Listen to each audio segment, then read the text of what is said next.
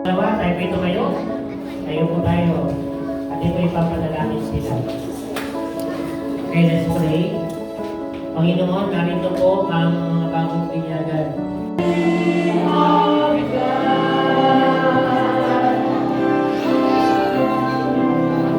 Pastor, pag-pray mo natin sila.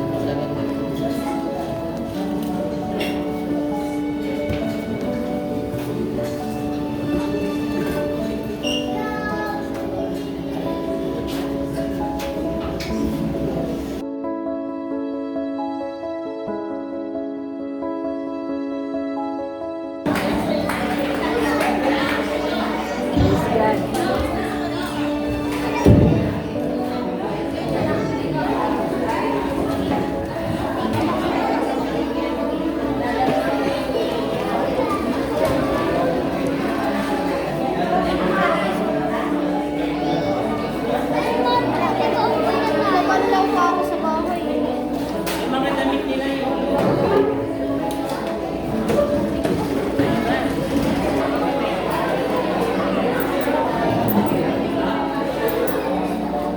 Palataya ang mga mapabuling sa ganito o sa pagkahiramin sa lipunan. Ibigin mo ang Panginoon at ang Biblia at ang pananalangin at pag-inisipuro ka ng Panginoon at pag-ikot sa Iglesia ng ikaw sa ngalan ng Ama, ng Anak ng Espiritu Santo. Amen.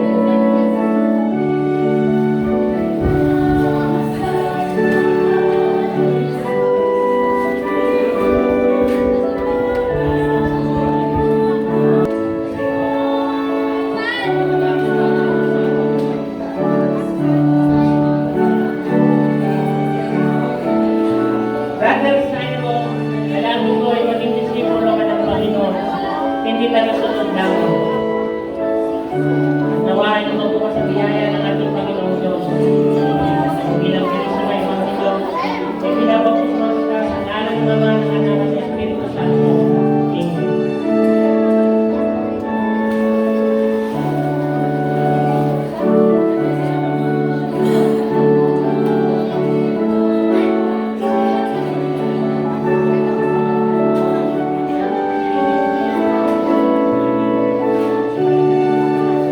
Sir Amy, sa iyong murang edad,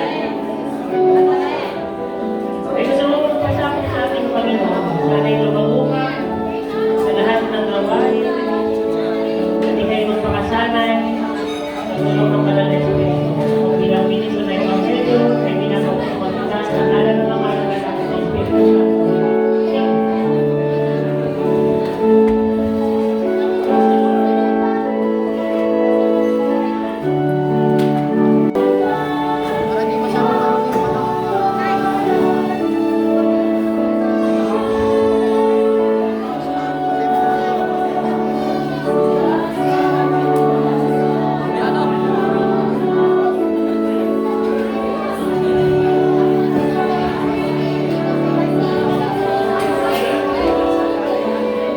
Let's pray po. Panginoon, narito po si Norman. Alam ko po na marami siyang kaibigan at hindi mananampalataya. Bigyan niyo po siya ng mga tunay na kaibigan sa Iglesia ng Ino na sa nalay lumago ang kanyang Boston Island. Espiritually, Panginoon, nilalapit ko siya sa inyo bilang tumatanggap sa kapagligtas sa iyo. Ako bilang ministro ng Ebanghelyo, pinilabos ko siya sa ngalan ng mga anak sa Espiritu Santo. Amen. Ngayong kabataan, ay gusto mong pasakot sa ating Panginoon at tagapagligtas. Naway mapanagumpayan mo ang tukso sa iyong kapaligiran, bigyan naman ng Panginoon ng biyaya at taas na pa.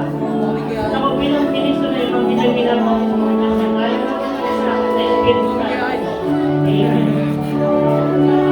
Let's pray, Sister Gabriel. Sa mga oras na ito, ay ililibing ang iyong gabi ang pagkakahapon, ay bago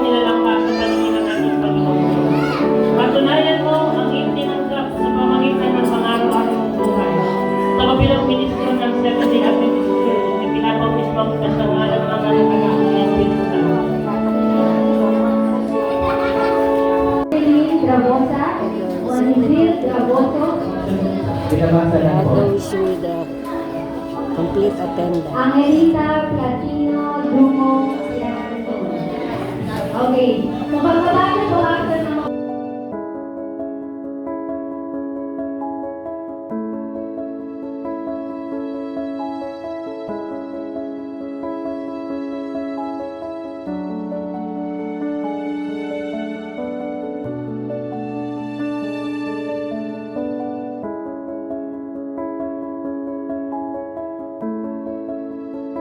Dito.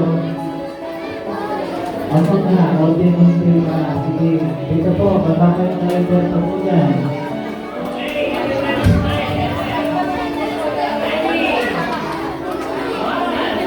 Kasama ako.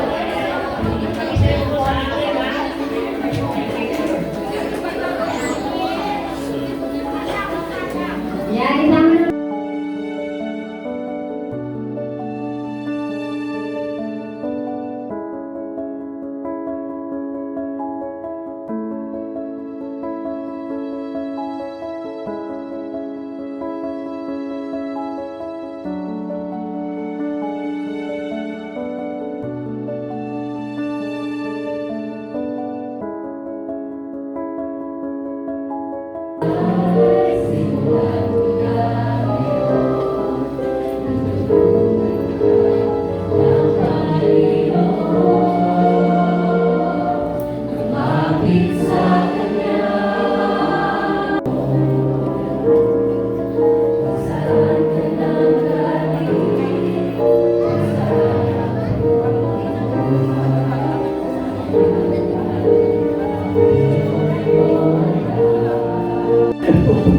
Pero nabayaran na ng Panginoon. Nakautang namin na sa to, ang Panginoon.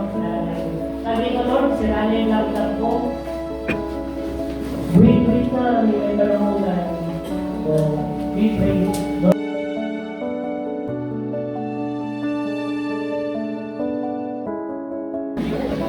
so, tayo po ngayon lumako sa ating pag-uusapan.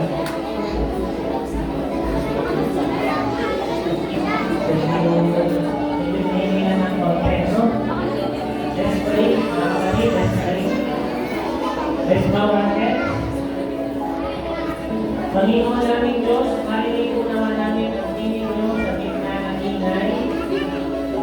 Panginoon naman Panginoon, magkaroon ng unawa sa pangalan ni Jesus. Amen. So, hindi ko ito may ito na meron ng sento, tapos po ay meron ko discussion tungkol po sa audio. Ay ang mga sagot sa mga tanong at agang-agang. Hindi po agad ang tao nananampalataya. Lagi itong merong pagdududa. Lagi ang tao ay pinanganak na Waduda. tulera. Kung meron pa mas maganda o mas mahina. Kaya saka na lang po ako magpapabinyag kapag naayos ko na ang aking buhay. Kalilig na ba kayo na to?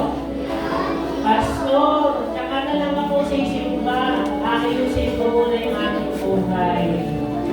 Pastor, saka na lang po ako magpapakabait. Kapag po ako'y mabait na. Ano ba gano'n? Nasabi ko sa Romans 6:4 na sa pamamagitan ng bautismo, kung paano si Kristo ay nabuhay na mabuti sa mga patay, ay hindi naman tayo makakalakad sa panibagong buhay. Hindi tayo makakalakad sa panibagong buhay maliban na tayo po ay bautismuhan ng ating Panginoon. Alam niyo kata na gusto ko bumalik pero hindi ko mabalik. Nasa Diyos na awa, because there is something wrong with our first birth. Yung mga nilagay mo sa birth certificate, may mali doon. Ang mga sinulat doon, makasalanan. Pero yung pinirmahan nyo, na baptismal testament, tinatama na ninyo yung spiritual life. Kaya sa mga hindi pa nag-pick up, kung gusto nyo na walang hanggang buhay, magsulat na kayo para sa bautismo. Hindi kayo kaya maligtas ng birth certificate nyo. mamamatay kayo. At ako din. Pero pag nagsikap kayo sa bautismo, meron kayong buhay na walang hanggan. Dalawang tanong, bakit po ganon? May kilala ko yung mga tao na naging successful at nabago ang buhay kahit hindi sila nagpabautismo. Okay? Merong successful na drug lord. Mark 8:36. Sabi ni Kristo, sapagkat ano ang mapapakinabang ng tao na mapagtan ang buong sanlibutan at mapahamak ang kanyang buhay. Maaaring maging successful ka, napakalaki ng bahay mo, napakaganda ng sasakyan mo, graduate lahat ng anak mo sa mataas na antas ng pag-aaral. Pero wala kang Kristo. Pwede yun. At mamamatay ka at mabubulo ka iyong bangkay. Tatapwat wala kang buhay. Hindi ibig sabihin sumabong daw ka, may buhay na wala kang na. Hindi ibig sabihin tulong-tulong ang pera mo sa bangko. Hindi ibig sabihin bigas ka na. Hindi ibig sabihin sigaw na, bigas ka na. Hindi ibig sabihin successful ka, bigas ka na. Walang kaligtasan sa pera, sa kasikatan, katanyanan, edukasyon, o ano sa tapos mo sa iyong buhay. No! Sabi ng Bible, mapapahamak lamang ang ito na nilupa. Pagpapasa dito. Kung mo yung tubig, ang naglakan kayo ng mabilis, panatapon hindi. Ahon. Ganun ang buhay ng tao. Kapag pinuno mo ng mga bagay ng sanlibutan, mas mabagal ka, dapat maglakad. Mas mahirap makarating. Nasabi ko ang gawa, 4:12, at sa kanino ng iba ay walang kaligtasan sapagkat walang ibang pangalan sa silong ng langit na ibinigay sa mga tao ng sukat natin kaligtas. Walang ibang makapagligtas sa atin maliban kay Kristo, kay Jesus Christ. Okay?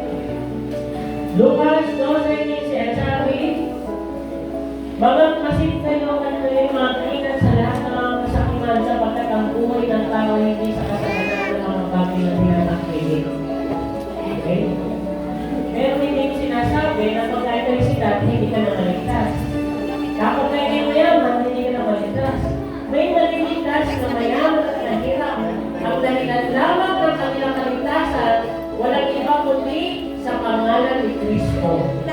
Kaya maaari kang mamatay at mawala ng nagtipan at manakirap o kaya ay mayaman. Wala sa atas may sabi ng buhay.